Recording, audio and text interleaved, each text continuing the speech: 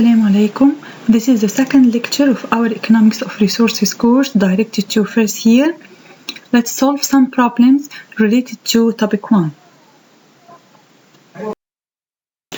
Let's first revise what we have taken before. In the first lecture, we said that we can measure human capital through the quantitative point of view by distinguishing between three major definitions and concepts: potential stock of human capital, utilize the portion of potential human capital stock, and the employed human capital stock.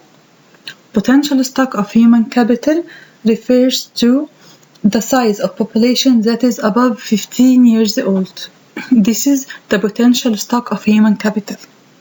While the utilized portion of human capital stock is the labor force size, while the employed human capital stock is the number of people who are employed.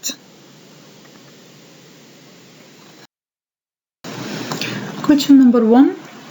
If you are given the following information about a certain economy: the size of population equals 100 million.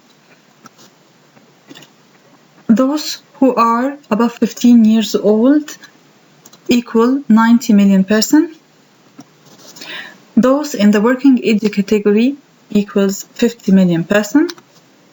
The unemployment rate equals 35%. The required is to calculate the following: the potential human capital, the utilized portion of human capital, the actively in use human capital, and human capital loss.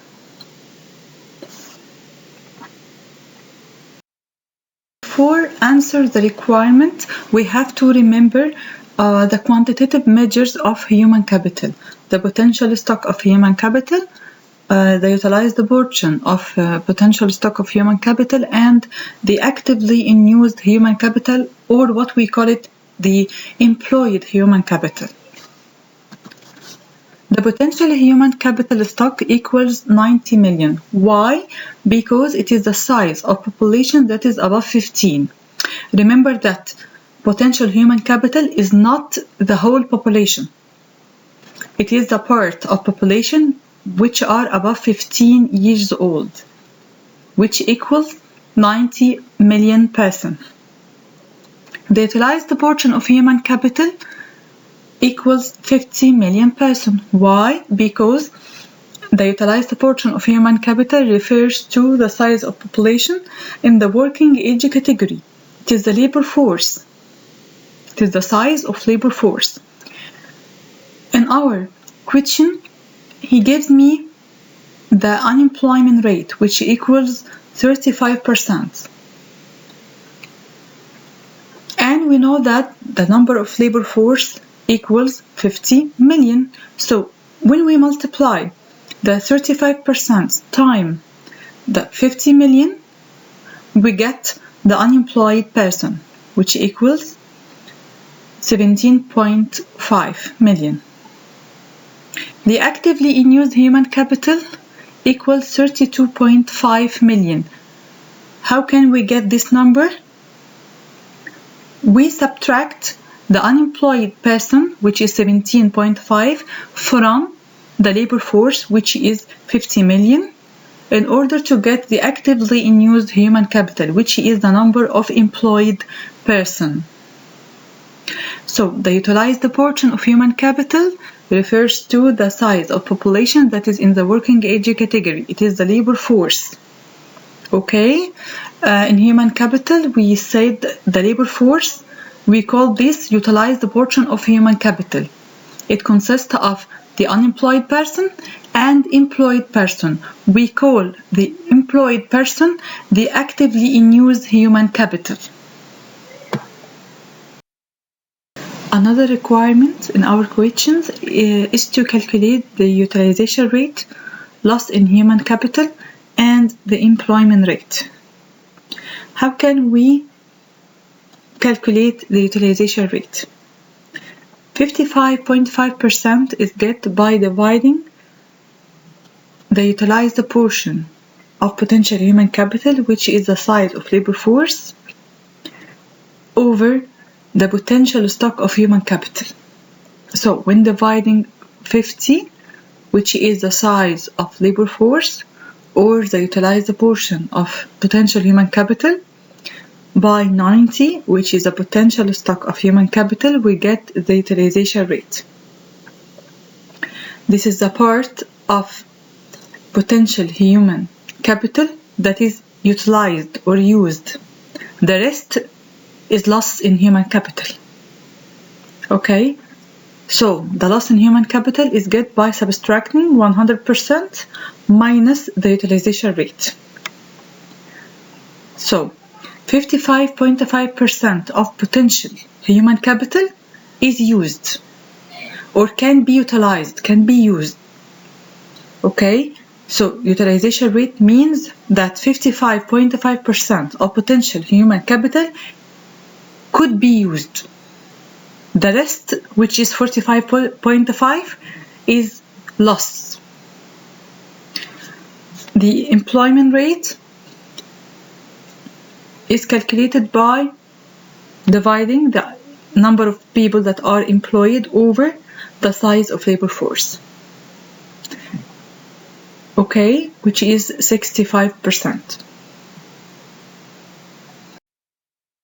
Second question, state whether the following sentences are true or false. First, human capital refers to any acquired stock of knowledge and skills that a worker has and contribute to his productivity. This sentence is false. Why? Because the human capital refers to any stock of knowledge and skills, whether they are acquired or innate, not only acquired. Second, the utilization rate refers to the extent to which the human capital is actually used in the production process. Also, this statement is false because it's not utilization rate, it is employment rate. That is refers to the extent to which the human capital is actually used in the production process. Third, the potential stock of human capital refers to the whole population inside the economy. These statements is false because the potential stock of human capital refers to the size of population that are above 15, not the whole population. The fourth sentence, one way to measure the efficiency of human capital is to get the potential stock of human capital. Here we are talking about the measurement of efficiency of human capital, and we know that we have two measures of efficiency of human capital, which are utilization rate and employment rate. Thereby, this sentence is false because one way to measure the efficiency of human capital is to get either utilization rate or employment rate. 5. The utilized portion of potential human capital stock is a part of labor force that is employed. This sentence is false because a part of labor force that is employed is called actively in used human capital or human capital stock in employment, not the utilized portion of potential human capital. Number 6. If in a certain economy human capital loss equals 57%, this indicates that only 47% of potential human capital is employed. Also, this sentence is false. First of all, we have to mention what is meant by human capital loss. Human capital loss refers to the unutilized portion of potential human capital. The unutilized portion of potential human capital. Since the human capital loss equals 57%, this indicates that only 47% of potential human capital is utilized, not employed. 47% refers to labor force. Okay, it is a part of potential human capital that is utilized. Number 7, the definition of human capital is the same as that of human resources. Also, this sentence is false because the definition of human resources differs from the definition of human capital. Human resources represent the total population of any country that could affect economic growth through two channels: through the participation in the labor market and through the accumulation of knowledge. While human capital refers to any stock of knowledge and skills that the workers has, and these characteristics contribute to his productivity. Human capital refers to any stock of knowledge and skills, we call it characteristics, and this contributes to his productivity. So the definition of human capital is different from the definition of human resources.